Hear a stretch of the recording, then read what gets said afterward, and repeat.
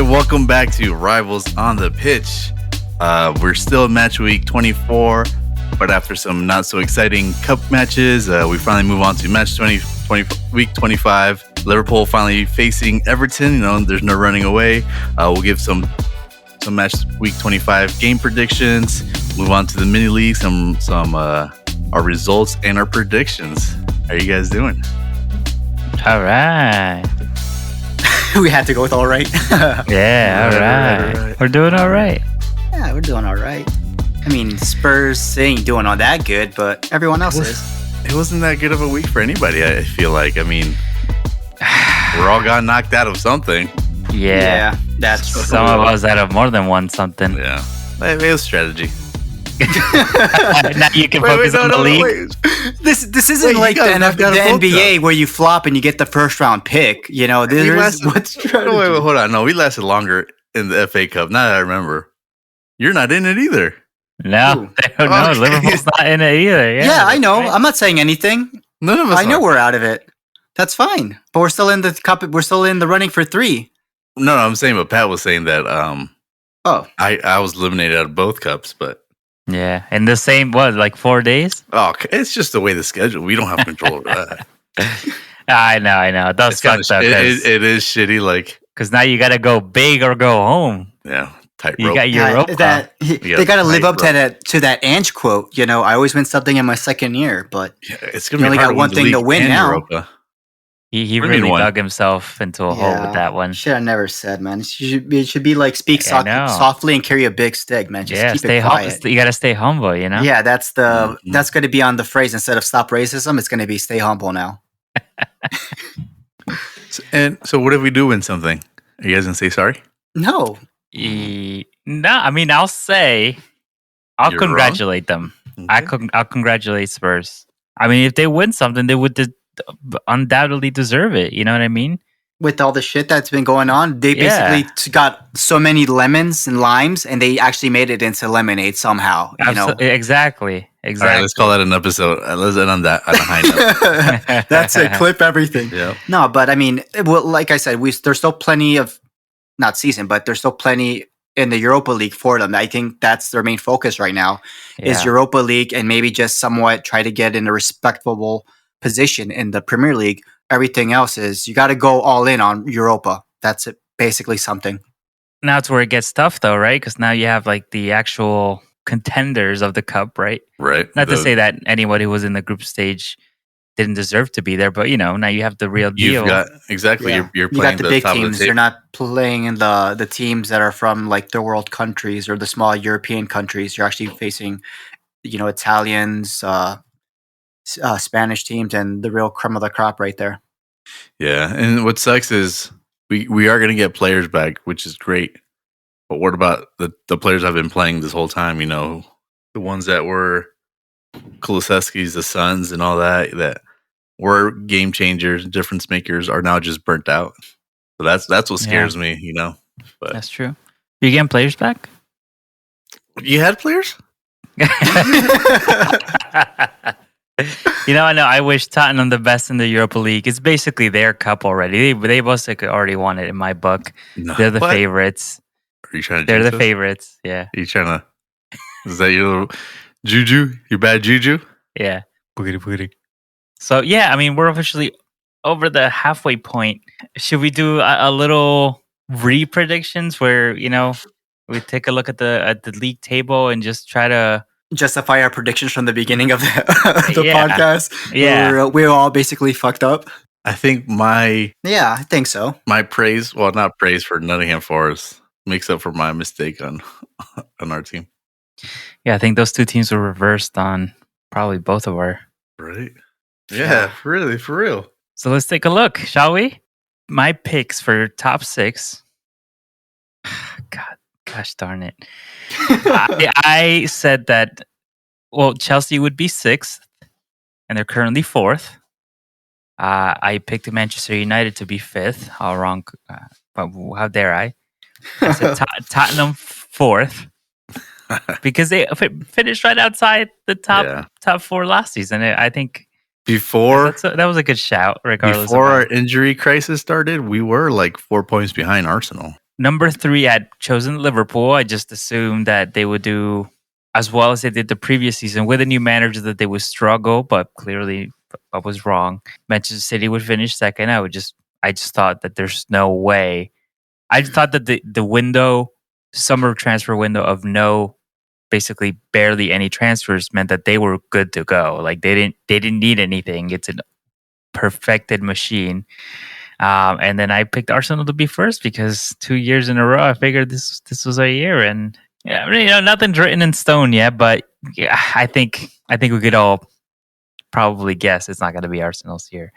As far as relegation, I'd picked Ipswich, who's currently 19th, Southampton, which I think we all hit on the nail on the head there, and Nottingham Forest, who's given us a little bit of a yeah.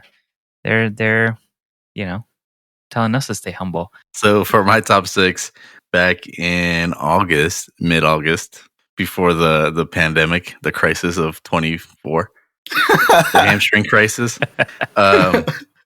So at 6, I had Newcastle. I felt like they were, especially since the window hadn't closed, I thought they were going to make some moves, fortify that team, recover from those injuries that they had seasons before. And I mean, they're sitting at 6 right now, so that's pretty good.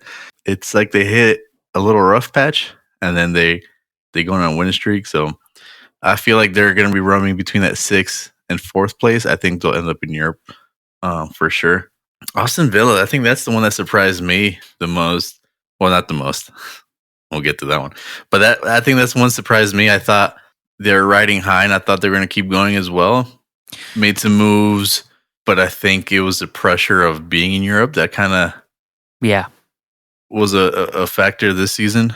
But they're still. I wouldn't count that because Emery has been in Europa, so he has somewhat of experience. But I mean, the team hasn't. Yeah, exactly. The team needed some uplifting, and they have gotten it this window. So you could still get that one right. Oh yeah, with I experienced firsthand their signings. Did you hear what's that guy's name? He actually just signed for Villa so that he could play in the championship, continue playing the championship. From Dortmund. Dortmund. Yeah. What's his name? And then 4th, I had Liverpool. I thought that Liverpool was going to see some sort of downfall. Not dramatic, They were still in my top 4. Arne Slot coming in, taking over the team, introducing his philosophy, his tactics.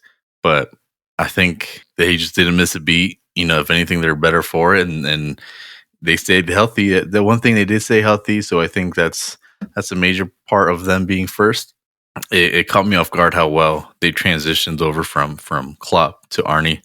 So that was a good pickup from them.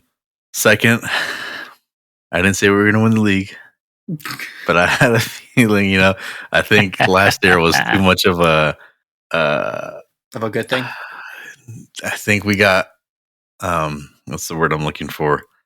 It was just a misconception. I think last year was just gave us false hope for this year. We got what's the word I'm looking for? Beginner's luck? No, I can't think of the word, but we got spoiled basically with last year and how the beginning of the season was. That set the bar real high, right? And we did have some injuries towards the middle of the season, and we thought, you know what, next year without the injuries, we're going to be flying high. We'll keep that streak that we had in the beginning of the season. We'll just have that for the whole 38 games. But that just simply wasn't the case. We're having a way worse season than we did last year. I think the squad improved somewhat. It's going to be better, even better next year, especially with some of these players, with the experience that they've gained this season. But yeah, it definitely was far from the mark. I had them competing, and we haven't been competing since week 8, week 7, who knows if that. And then I had Man City, taking the trophy home this season, but again, they're one that kind of caught us all by surprise out of not just their performance in the league, but their performance through European competitions. I think they just lost to Real Madrid last minute. Yeah, what a game that was! I was able to watch. I was in and out, but yeah. They lost at home. They that was- dropped the lead, and on top of it all, I just Saw that banner. oh yeah, and now they have to go. They have to go to the Bernabeu and revert this. Like that's a draw. I think could have been okay for them to overturn, but I'm not sure if you guys saw what Sergio Aguero posted. Oh, I was just gonna say. Oh, he What better was it? not bet that other nut in the away game. But he said there's no way Real Madrid are beating Manchester City. He said if they do, I'm cutting off my Los huevos. my manhood. Yeah. So I think I'm sure it was just a figure of speech or but people are trying to hold them to Accountable. it online now. Yeah. Yeah. Is he gonna follow Picture- the peer pressure? Picture it didn't happen. I mean, he could have done something. I mean, if he was serious, he could have done something more realistic. I remember when Higuita, the famous Colombian goalkeeper, said that Colombia was going to beat Chile, and they did not. I'm not going to say we blew him out of the water, but they did not. And he bet that he would shave his hair or cut off his hair, right? Which is a shame because obviously it's his hairstyle is iconic, but Yeah. Yeah. he held, He he did it. pulled through. So, and it's just hair at the end of the day, but Yeah. But the ball, good luck. yeah.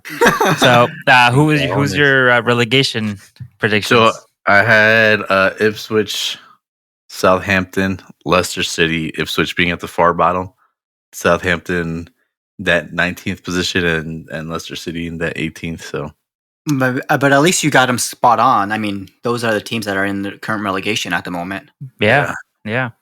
Could be Tottenham in theirs, but we're 14th. Say that again. I don't think we caught you on that one. What position? We're 14th. United's 13th. It don't matter. We'll beat them. We face each other, so we'll see. It's like you said, that 6-point game. But anyways, I picked Aston Villa on it to make it to the top 6. I just thought they were going to continue their form. I don't know why I picked them. Maybe I was thinking they were going to have a turnaround season, but Manchester United in 5th position. I just thought maybe under, Eric Ten Hag, they were probably going to maybe if you rejuvenated after winning that I believe the FA Cup, thought maybe that was the spark they needed. But as you can see, it didn't last that long, and now they're way below expectations. And speaking of way below expectations, we got who I picked was going to be in 4th place, Tottenham. I thought they were going to continue their form, but it seems it didn't carry over. Of course, injuries happened, but I don't know what's in the water over there, but it just took a dramatic toll on this. And, I think it might have caught everyone by surprise at the position that Tottenham and Manchester United are. And for 3rd place, I agree with Alan. I thought I picked Liverpool. I thought, under a new coach, there's going to be new tactics, new formations, different vision. And I thought that was going to affect Liverpool. And, you need time to readjust to somebody after, I believe, 8 years with Klopp. As you can see, they're in 1st place, but I expected them to, dip in form a little bit compared to the other two that I have in the top 2, which is Arsenal, which I thought they were going to continue their form, but I just thought that Manchester City is Manchester City. I thought they were going to be continue the form and just come up, runner up to Manchester City. But Manchester City was in 1st place in my prediction, just because of the players they have. And, of course, Pep, and he's done it before countless times. So what's to think that he couldn't do it again? But that was my top 6. And for my relegation, I picked Ipswich, Southampton, and I'm starting to regret ever putting Nottingham Forest in there because they're shutting me up with their 3rd place position right now. But yeah, those were my teams that I thought were going to be relegated. Yeah, they were creeping up on you. Yep. All right, so let's start from the bottom up then. Who do we, now that it's a little more easier to predict, who's going to end up at that bottom 3? For me, it's going to be obviously not Nottingham Forest, but still Ipswich, Southampton, and I want to say Leicester. I believe it's going to be those three as well. I just think it's too late for Southampton for sure. I think there could be some change, but I just think overall it's going to be Ipswich and Leicester City, sadly. So Wolves. I think Wolves find a way. Wolves are staying. So Ipswich Town currently have 16 points. Leicester and at 18th place have 17 points, and Wolves are only 2 points above that with 19 points. After that, it jumps up 7 points to Everton. So Everton might be able to keep their place before the end of the season. But what about you, Alan? I think so. I think Wolves, the amount of talent they have on that team that are able to perform in this league, I think that's going to give them more wins. Leicester City, they almost seem like they were, when they had a new manager, they had a little bit of a high, and then all of a sudden it just kind of crashed out. You see, there's a lot of tension, in on that team, and the whole legal situations they're going through, and not making any signings. Ipswich, I think, is just they're getting a little too far. They're only sitting at 16 points, 3 under Wolves, but yeah, I think these 3 just stay. The bottom 3, I think these are the teams we're going to see go.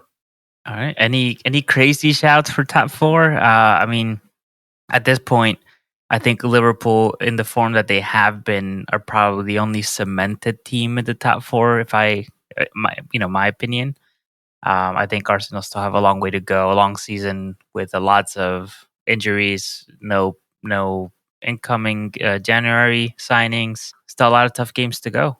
We did get City, Tottenham out of the way, but we still have to play Liverpool, Chelsea. I think we have to play Newcastle once more. So, yeah, I think, in my opinion, Liverpool's cemented up there. But if I had to guess, I want to say Arsenal will get that top 4 spot. I kind of want to root for Nottingham Forest to get up there, but Man City's creeping up there. They're 41 points, 2 points outside of the top 4. Yeah, and Chelsea I feel like they can keep it going. I would love to say Forest as well, but I just think the teams that are below them are going to find a way to get into top 4. Really? I think they're up there. They haven't seemed like they've been slowing down. I mean, they had one hiccup with Bournemouth.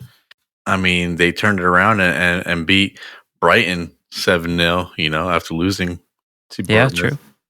I mean, and the fact that they have to play less games, they're not in Champions League or Europa, yeah. So that gives them a little more fresh legs. But I just squad to move forward with. But I mean, and it's not. I just think it would be hard to see them. I think they'll get Europa. I mean, Europe, but to see them in Champions League, I think that would be fantastic for them to go back to where they want it.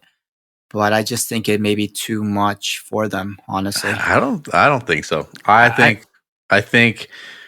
it's going to be between Chelsea, City, and Newcastle switching out of that into that 4th position. I think they're the ones battling it out.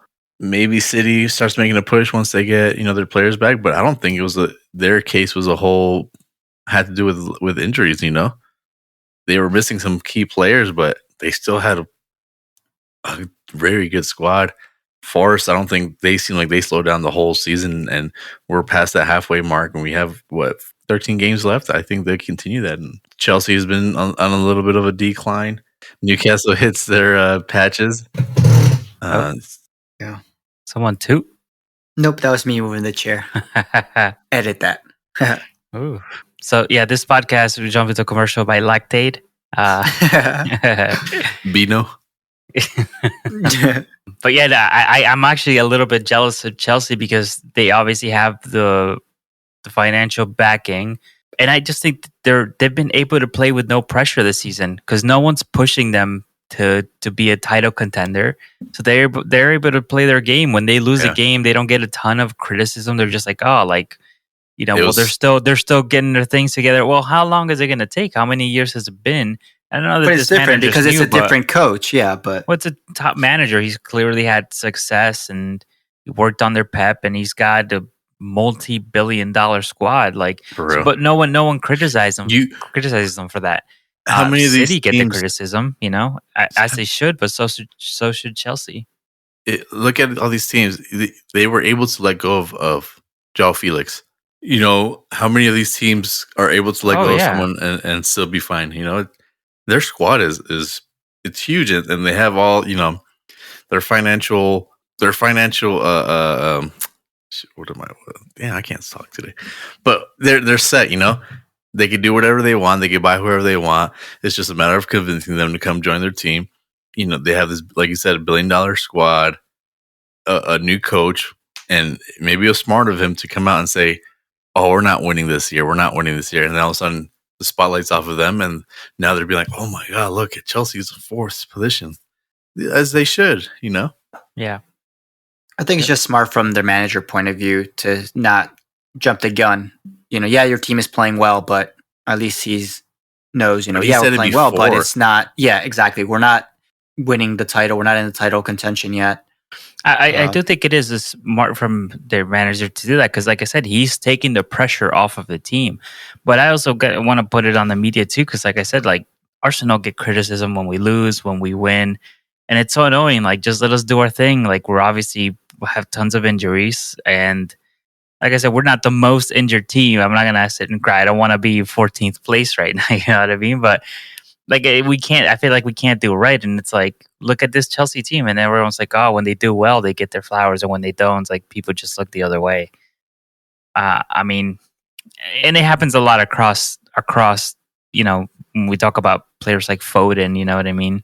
It just like sometimes it's just people choose to look the other way, and it bothers me. Like hold everyone to the same standard. Yeah, I agree. But it's all these great TV personalities. They have their preferences, and That's right. it's like they carry their rivalries that they had over to the. It's like, dude, you're supposed to be broadcasting. You're supposed to be commentator for both sides, not just But you it's want. trying to be neutral, but it's hard. And I get it. Have your little preference, but as a Tottenham fan, man, it's so annoying because it's disrespectful how they treat us sometimes, and it's like they disregard whatever's going on with the team, and they're just like, "Oh, look how bad they're doing! This is unbelievable."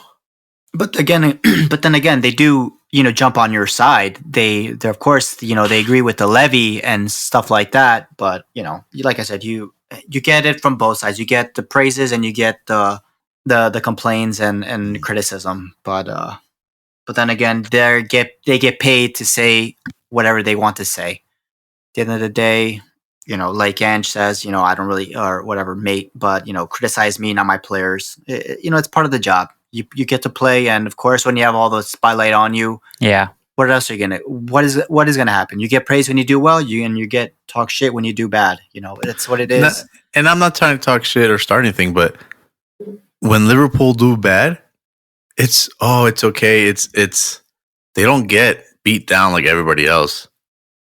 When we got eliminated from the by Plymouth, and I didn't hear anybody's.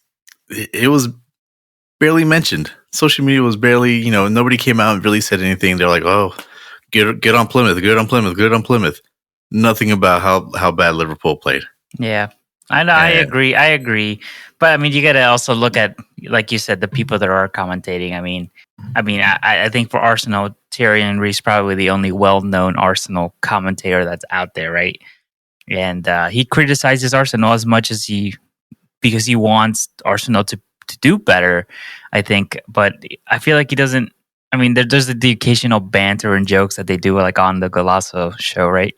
I just don't see it as much as I get it from like Jamie Carragher and what's this other guy from Micah Richards. No, the one that's always with Carragher. I know they have Roy Keane, the United guy. There. Yeah, Roy Keane's one of the worst ones. Yeah. Oh my god! But the thing is, I like that he even talks shit about Man U, and I love the honesty, and I think he's brutally honest. But yes, I mean, of course you have a rivalry against Arsenal. Of course you're gonna go and take it out. That's what the same thing with Jamie Carragher does. Takes it out on Arsenal and Man U, and I hate Neville.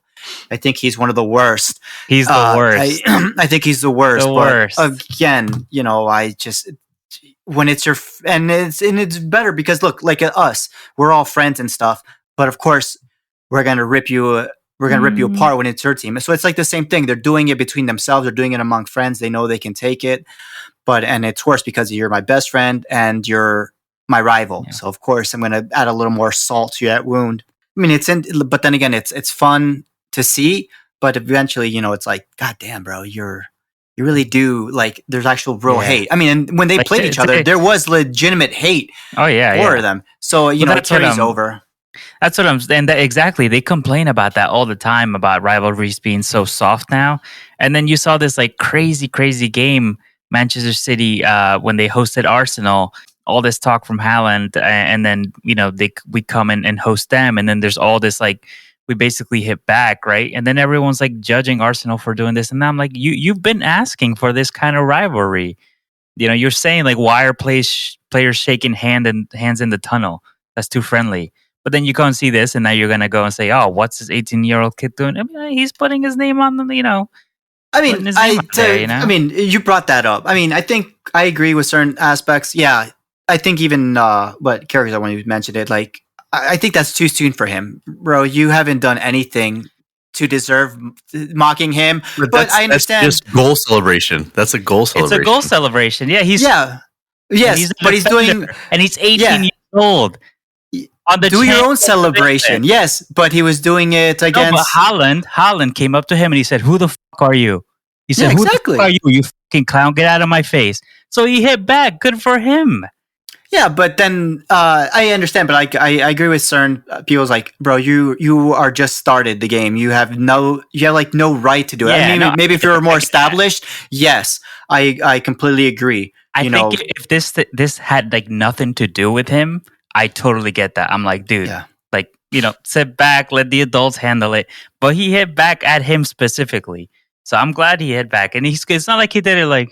Maybe if it was Gabriel who did it, because he was the one who had it back and forth with him, I would be like more on board. That's perfect fitting. Let me set but this it was up. because it was Skelly. I think it's just it was misplaced. It was just no, it wasn't though, because that's what I'm saying. He went up to Skelly and he said, "Who the fuck are you, you fucking clown?" He's like, "Who the fuck are you? Get out of my face." He went specifically to Skelly, so Skelly specifically gave it back to him. It had nothing to do with "we hate Manchester City." "Oh, we hate how you're winning titles." "Oh, like we're better than you." It had nothing to do with that.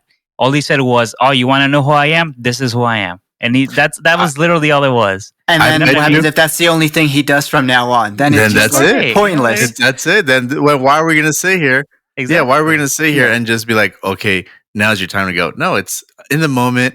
You score a goal, you celebrate. And especially he was at home as well, and it was like the cherry on the top. Yeah, of course. If I bet you, if he would have scored and celebrated something like that, something similar against Tottenham, no one would have batted an eye. But because it's Man City, because they're going through what they're going through, and everything, because Haaland is the one who started everything with this whole thing. So everything is like a payback to him. He's the one who did the stay humble. And what does he have to do? What does he have to prove? Way. Yeah, he has to prove nothing. But no, I'm saying like started at him. So everything that is being done now is like a slap in the face to him. But I'm saying with Haaland just joined the best team in the league. Yeah. He didn't convert him into championship. They were already champions. You didn't do shit either. Like, why couldn't you do that, Dortmund? Right? Why couldn't you close to winning the league, the Bundesliga? But it didn't happen there. You just joined the best team. Yeah. And so now all of a sudden he's the best. You know, he has all this the right to do whatever. But I think he was so much better in Dortmund because he actually did a lot more. This one, he's just basically like we have talked. He just taps it in. He's just in the right place at the right time. I'm saying he's not talented. Like, don't get me wrong. Yeah. I would love to have him, but you can't tell me that he has more of a right to celebrate than anyone else in the league. Exactly. Exactly. And as I was telling you guys before, it's all about context, right? Because like I said, we have a fantastic game coming up, Liverpool, Everton. And like I said, Liverpool's probably going to win the league, right? They have a fantastic chance. I think they're currently favorites to win the Champions League. But if Everton go and put 3 past Liverpool, when's in the game? To next week? Tomorrow. The game. If they go and put 3 past Liverpool, but they can't celebrate because they're like 2 points away from relegation. Like, nah, like go, No, like that's different, especially that's different because it's a derby and it's the last game between them in their stadium. I'm all aboard for celebrating it. I feel like there's certain things that you can do celebrate, like that one, because it's a rivalry, whatever. It's the last game between them in that stadium. Yeah, I'm all for that. But then talking about celebrations, you heard about that new rule that might be implicated for like celebrating, like basically taunting your opponent. Honestly, come on, bro. You guys are taking the fun out of it. Yeah, exactly. And that's the thing that bothers me. Like I've said to you guys before, and I'm not like putting Arsenal on the center of the world, but I'm just speaking on it because as an Arsenal fan, I see this. You know what I mean? I react to it. I feel like it only happened because of the whole Skelly thing, and I'm like, how many times has Jamie Vardy done this when he scores against Crystal Palace and he does the ego celebration? When he scored against Wolves and he's howling at the fans, like, you know what I mean? I just love it when he's always pointing at his, Premier League badge. He's like, yeah, at least I won one. What did you win? 0. That's, I mean, but listen, I hate it. Like, I remember a couple of years back when Arsenal wasn't doing so great. Sonny, I think it was a Dyer, maybe he scored like from a corner on Arsenal at the Emirates, and he's shushing the crowd, and I was like, oh my god, I fucking hate this. But at the same time, like, that's what makes this rivalry so feisty, right? Yeah. We can't lose that. Do you guys agree, or? Yeah, the shithousery like needs to continue. Yeah. It's the banter. It's the emotion. It's the emotion of, like you said, you feeling that, man, I hate this team. I hate this guy who just scored, and I hate his celebration. And then on the flip side, when you score, you scream even more. You're even more emotional, and it's just. It's this game that plays with emotion, and it gives and it takes. And once you start censoring it, and then you just start giving it to certain teams, like only top 4 can celebrate because they're being. Then the thing is, we're fans. We're allowed to celebrate. I mean, yes, we have to know our limits. We can't do the racist stuff. I've seen the bananas and all that stuff, and they got to be friendly. Oh, yeah, but we're allowed to curse or something. I just think that's our right as fans to do it. We go to a game, we're emotional. We have every right to say, if our team wins, we're allowed to cheer. And if they're doing bad, we're allowed to say, like I've seen sometimes ultras, they would call their team over and they would let them know. That is why we go to games. This is like our getaway. This is, if you start censoring it, then what's the point? What do we have to do? Like, we're in a classroom, we have to sit down and behave. We're allowed, when are we allowed to celebrate and for how long? It takes away from it. This is the fun of going to a game. That gets the team riled up. It gets the stadium going. I agree. I think the game has gotten a little softer. I think I just still remember that Neymar, whenever he gets injured or tackled, he does, 10 rolls. I think that ruins it, but I just think we have to go back to like kids playing in the playground. There was no fouls back then. The contact was fine.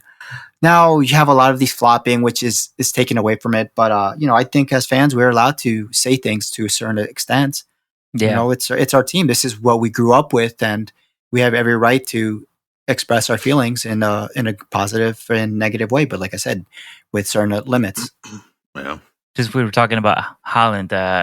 Obviously, the game today was a fantastic game. City taking on Real Madrid at the Etihad, and in a 3-2 loss for City. We had 2 of the best strikers in the world. And I know we're going outside of Premier League, but who would you guys prefer to have if you could choose one over the other, Mbappe or Haaland? I think Haaland. Yeah. Yeah. I think Mbappe. I think he offers more than Haaland, honestly. I think I would go Mbappe too. He's got the speed, and I feel like, Haaland, he's got speed too.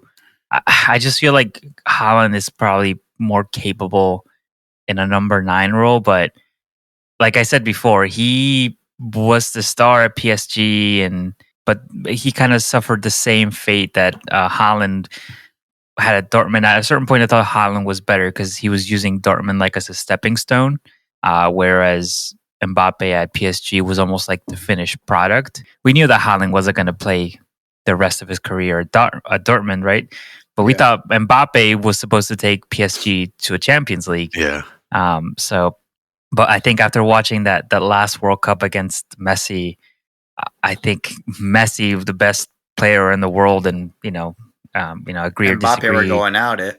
Yeah, and he held up, for being such a much younger player. He really basically took that team on his back. So I think just for that, I would probably say Mbappe too. Mbappe. My papi. Give me Chris Wood. Why not? Yeah. Yeah. He's right up there. Nicholas Jackson, come here. Oh, forget that. One of the 9 that they got in Chelsea. All right. So should we dive into the games? Yeah. Match week 25. Yeah. But before we get that, I should say we should go into the Everton Liverpool game, which is a replay. I mean, not a replay, a rescheduled game from, what was it, match week 15, I believe? What was it? Yep, Randy's that's heart right. must be torn in half. He's like, Oh yeah, David Moyes, David daddy. Moyes. I did say I was an Everton fan, in FIFA. That was my team to bring back up to the Champions League, and I'm happy with what David Moyes is doing. I still think he was probably the right man for Manchester United. They just didn't give him the time, but we'll see what he will do with Everton. So far, he's doing better than Ruben. I believe my prediction back then was 3-1 when they were playing, but that was against Sam Dyche. Now it's against David Moyes, and they're playing well. So, but I'll still be picking Liverpool. Should we do predictions at the end, or should I just give it? Yeah, let's wait till the end.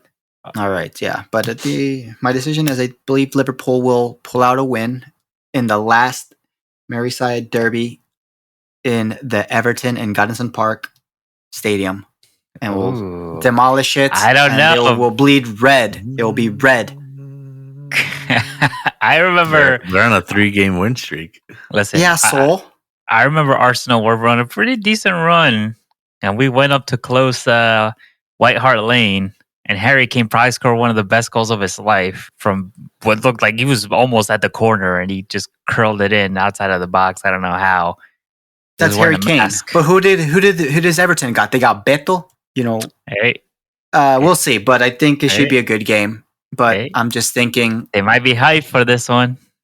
Of course, it's the last game between them. I mean, and for those who don't know, they have been 119 derbies, and there's been 37 draws, and it's been dead even on wins with 41 apiece. So how about that? What's his name? So, someone's got to break it. The guy that got booked for the Seagull celebration. Ndai? Yeah. Yeah, he's been putting some goals away, so I know, and it's going to probably be difficult against Pickford at Goodison Park, but I just think we're going to find a way. All right. Yes. All right, so then we open up match week 25. Yeah. Yep. Match week 25 on Friday. There's a 3 p.m. Eastern time, 1 p.m. Mountain time. Brighton at home hosting Chelsea. Brighton's got like 2 weeks of rest, it feels like. They need it. We all need it. They went the Southwood winner. I think Chelsea take this one. Brighton are too inconsistent. Yeah, I think so too. I think there's going to be some broken hearts on Valentine's Day. Remember, if you haven't asked, make sure you ask. Okay. Apparently, it's not implied. Would you be my rival? We're going to have to make some e-cards. All right.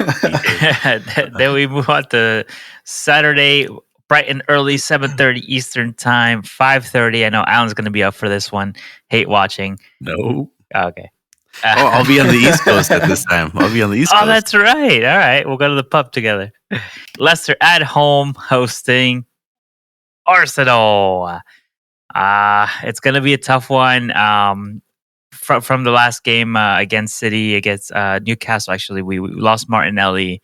Obviously, we've been already short many players. One area, luckily, is back. But, as Alan knows, counting on a bunch of 18-year-olds isn't always the answer. So it's going to be a tough one. I know Kai Havertz was also feeling a little bit of a muscle pain. So we are, I think at this point, I complain a lot about Partey playing on right back. I think he's going to be playing right wing for this one. Arteta at the pivot. Well, we'll see what we can pull out. I'm hoping we can get one. Leicester's a tricky opponent, but they are bottom of the table, so we should pull it out. I'll hold my prediction to the end. Don't laugh. It's one to watch. It's one of those where you're like, yeah, I'm confident. I do see Leicester playing excellent football, especially at home. They have the capability to. Yes, exactly. They could. And Ruben Nistelrooy was part of that hate between that Manchester United Arsenal years. Yeah. so he could take it personally. I don't know. And you got Vardy. You never know with him. He can have a superb game as well. But it should be an interesting game to see. But Pat will tell me because I'll be sleeping at that time. I got better stuff to do. All right, then we'll move to Aston Villa at home hosting Ipswich. Should Lions be Villa. versus the Horse. I hope Ipswich win this. I hope to beat them to the ground. Come on. The Villa with all the buys they got, it should be, I'm not going to say an easy 3 points, but I just think Villa has more to give. Now that Duran's gone, Alan hates Villa. Yeah. He's like, I hate all their players Trash. now. Yeah. Yeah, it's Alan, you got to let me know. Do they have the Saudi League in Colombia? Because he said that was one of his favorite teams watching. Yeah. That was his boyhood. He grew up watching them. Do they have that? I'm pretty sure that was fake. That was a lie. They probably paid him to do it, and he was like, "All right, Yeah. I don't know if that's it." Okay. I mean, he is 20 something, maybe. Maybe he just started watching it yesterday. He's like, "Oh, I used to watch it when I was younger." The dude's 21. I mean, can you get any younger than that? That is true. So technically, he's not lying. He was younger yesterday, so he could say when I was younger, meaning yesterday. Yeah. Good luck to him. We'll see what Villa do. Then we have Fulham, 10 a.m. Eastern Time, 8 a.m. Mountain Time. Fulham at home hosting Nottingham Forest. Another good game. Oof. Yeah, I think we're in for upset alert. Oh, we don't have the button for it. Oh, Upset alert. DJ Khaled. I think Fulham take this. I agree. As much as I'm rooting for Forest to win the league, unfortunately, I think Fulham might be in their way. Yeah, I think Fulham's falling a little bit too far adrift, and I think they'll want to pull themselves back up. So yeah, I just think I agree with Alan. I feel like Fulham, they're playing at home. When they play well. Some days they're like Brighton a bit. They're on and off, but I just think Fulham can pull it upset. It will be close though. I think should be a good one to watch, and you bozos will be up by then probably. We have Manchester City at home. The highlight week of the. Oh, I said it. I did it again. Okay. Yeah. This happens with age, people. Make sure you take your vitamins, do your crossword puzzles. Make sure your mind is sharp, okay? Sorry. It's just my dentures are slipping out. Sorry. The highlight game of the week, Manchester City at home hosting Newcastle. Newcastle, who just made it past to the final of the Carabao Cup. Manchester City, who just lost the first leg of their knockout rounds with Real Madrid. We have a little bit of odd mismatch here. Yeah. But two teams battling it out for top 4 spot. I think Newcastle is riding on their on a bit of a high. I think they take this one. I agree.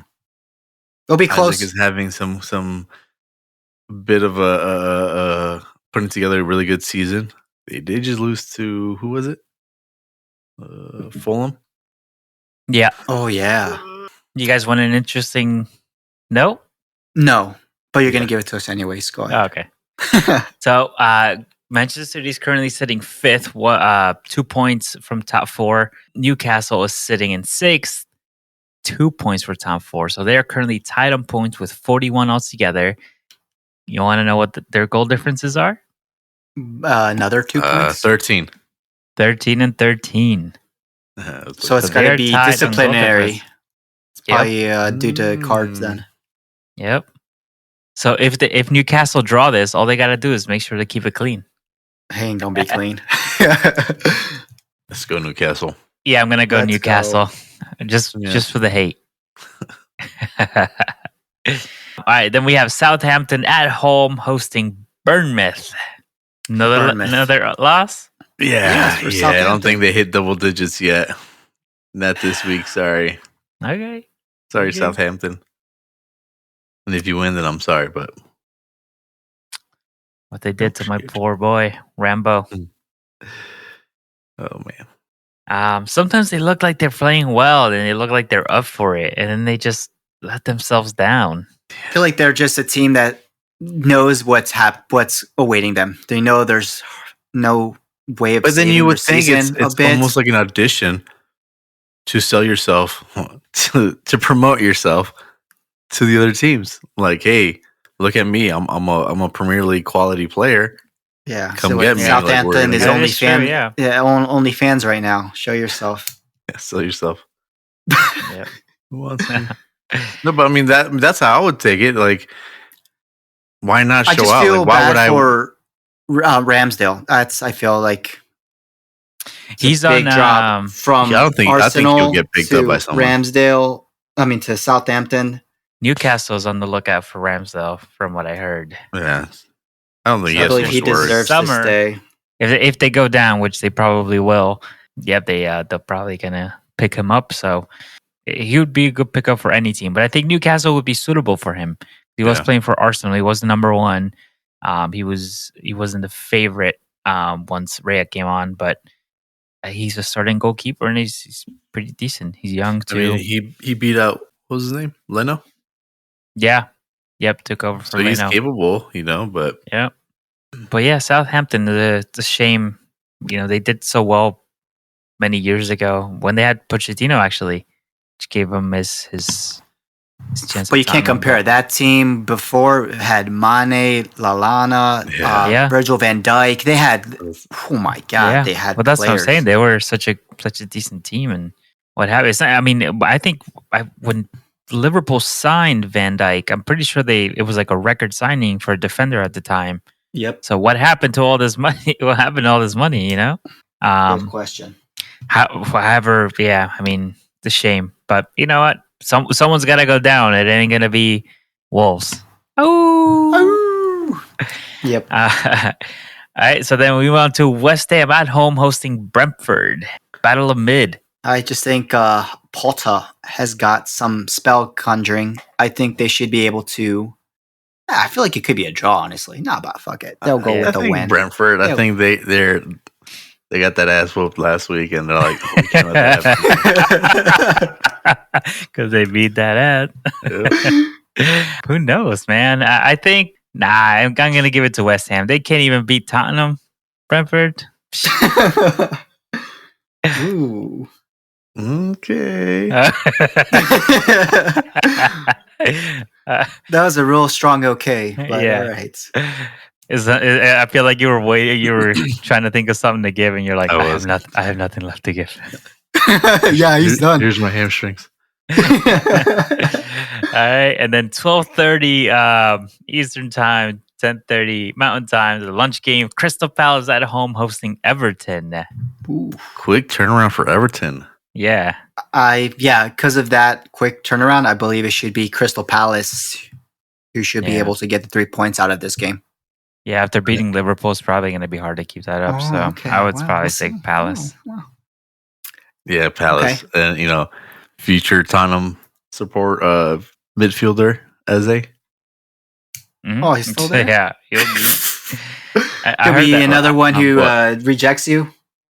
I heard Gay, who you guys went in for at the very, very end of the transfer window. Tottenham tried to get Mark Gay, and I heard Arsenal are in for him now. So some people say that was a complete smokescreen by Levy, because we tried. Yeah, they knew that it was going to get rejected because it was the last day of the transfer.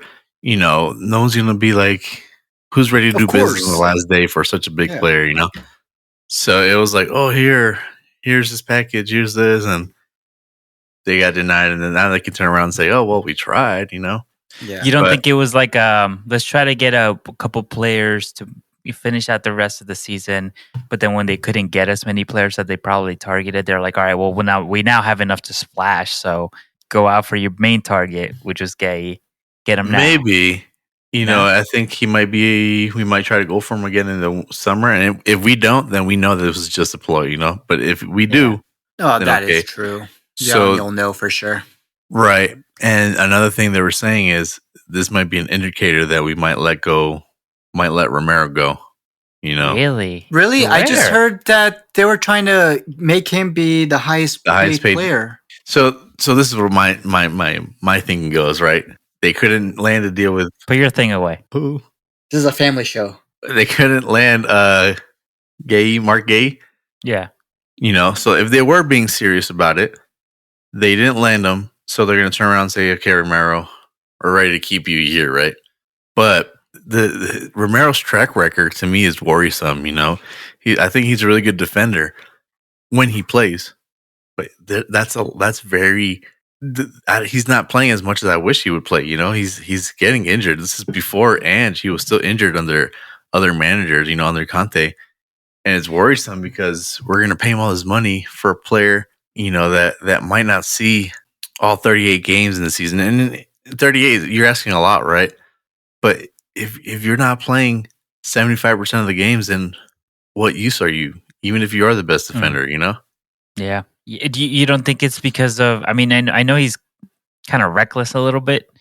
We don't think it has anything to do with Tottenham relying on him so much. I mean, if it is, then if that's what we're gonna play, then maybe.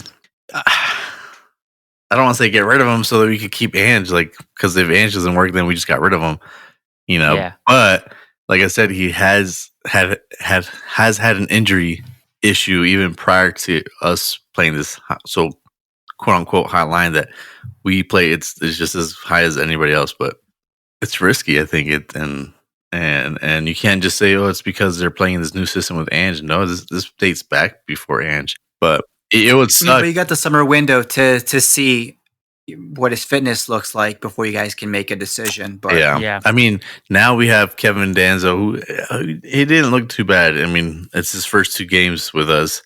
He just got thrown in. I didn't expect him to look good either, but he actually looked surprisingly well. Dragu, we'll see what happens with him.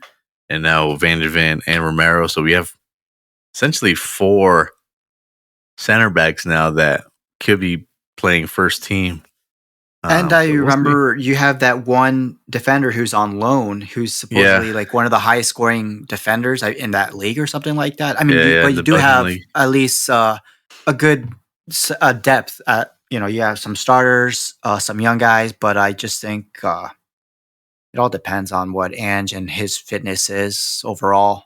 Yes, because right now your track record with Dragusin, Romero, it's not looking good, but it's just seeing. You can sell Romero for probably a couple good bucks and then get 2 players or someone who's not injury prone, but we'll see. But then again, I think that also counts to the training that Ange does. You need time rest and everything like that.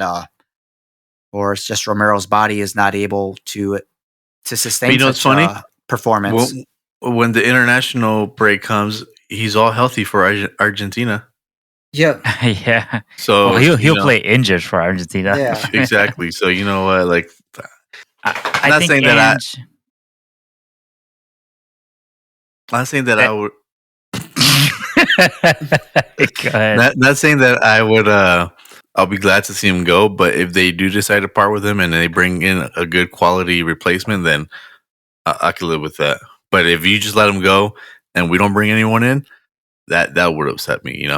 Yeah, you have to get somebody in because we have to. Even if I heard someone say, I was listening to a podcast and they said that we have to take some risk, and if he's injury prone and we give him a high contract, go take that risk because it might pay out. And to a certain extent, I do agree. Like, if you're not going to replace him with anyone who's just as good, take that risk, pay him the money, keep him on the squad. But how many years left does he have on his contract? Or you can still, I think he has give him a little 2 years. So then you can still get him. You can still get him a year before you guys make a decision. Yeah. You still have time. 2, or you might have 2 or a year. I don't know. I think Ange has to take a page out of the Arne Slot book. I don't know if you've heard. Arne Slot invented yoga. He's invented ice baths. He's invented resting players. So revolutionary. Look, to be honest, I think a lot of people seriously about yoga. I think that is like underlooked because it helps with flexibility, everything. I'm into what's it called? Pilates, mixed martial arts, and I know that helps with flexibility and helps with bones and injury. It lessens your injury impact or whatever, your chances of getting injured. I mean, certain things I agree with. But it depends again if you actually do them or not. But nothing to count down on yoga. But I mean, whatever Arnie Slot's doing. I mean, that's I another. thought you can tell us about Mo where- Salah taking off his shirt again. Oh yeah, you want to see that? No one else is taking off their shirt for Spurs. Yeah. The only thing they're getting is taking off the casts and crutches. Don't worry about us. All right. And speaking of Salah FC, Liverpool at home hosting Wolves is on Sunday at 9 a.m. Eastern Time, 7 a.m. Mountain Time. These are your two favorite teams. I know. After Everton. I know it's difficult. It's hard, but Randy bleeds blue, red, and yellow. That's the Ecuadorian flag right there. Yeah. But I like Wolves, but you just happen to go across one of the hottest teams in the league right now and in Europe, and I just think Wolves are going to get hunted down, especially at Anfield. Ooh, clip it. Yeah, clip it. After beating Everton, we're going to go take on Wolves, and we're going to keep it on going. Imagine losing to Plymouth, Everton, and then Wolves. Wow. Ooh. Okay. And then another midweek game after that. Oh. I know we have a hard schedule, but we saw how it was with our schedules before. We had a rough couple games, and we passed them with flying colors. I think we should be fine. The game against Plymouth, we don't lost. Don't try to convince me. You don't have to convince me. No, it's not gonna Allen. But I'm just let me say my shit. Let me say my thing. We rested our players. We lost. That's fine. Now we have our starters for the Everton game. I know we got a small turnaround, so I guess it'll be a rotation, but we'll be fine for Everton. We'll be fine for Wolves. We'll be fine for everybody. Okay. We're going to keep it going. First place all the way. All right. And then we move on to just as confident Spurs at home hosting Manchester United. Respect. So we have here a battle for the ages. 13th place against 14th place, 2 points apart. Tottenham in 14th with 27. Manchester United at 13th with 29. So, Alan, this is a must-win game for Tottenham because if Manchester United win, and for Man U too, they'll be 5 points away. You don't want to close that gap, but with a win, you overtake them by a point. This is a little bit of bragging rights, against the name Manchester United. Oh yeah, this is the custody for Eriksen ladder match. Remember, you took their signing. You took they wanted them. Yeah, you took them. So now you get to rub it in their faces. And I'll tell you what. Win. Oh, and I'll tell you what. He's gonna put 2 in. I won't tell you the final score, but I'll just give you a little sneak peek, a little teaser. Spurs win this one, and we jump into that 12th, 11th position. With our goal differential. You sound so confident, though. That's why I believe you. I'm trying. It's been a rough week. We have to beat somebody, Yeah. We have to beat someone. Yeah, you do. This is someone you gotta beat. Manchester barely beat. Who do they play in the FA Cup? Leicester in the FA Cup. If they won by a call or a lack of a call. That offside Harry Maguire goal. So. They're just in a position that we're in, and I think we have some hungry players. I think we might have some players come back off of injury, so we have to win this game. Start climbing the table a little bit. I don't think we're gonna make it far up the table before the season ends, but we have to put ourselves in a position that we can argue, that we did what we could with what we had, and we did the best we could. And to win over a rival, it helps as well. Sweep Manchester United, and yeah, it's gonna be a good game. You got to show the world why Ten Hag was sacked and not Ange. Exactly. Okay. And rub it in their face that hey, we're better than you. Yeah, can't you tell? Just by 2 points. Whoa, Manchester United in 14th place. Losers. We're in 12th. But we'll see how that plays out.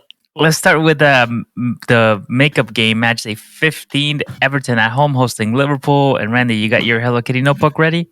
Yeah, if I press it, it Write it on your meows. cast. Oh yeah. All right, what's the prediction here? The prediction. It ain't no prediction. It's what's gonna happen. All right. Liverpool are gonna It's win. called the prediction. That's it. Well, okay. Whatever. Let's go with whatever you want to say. Everton 1, Liverpool 3. I want to go with what I said before.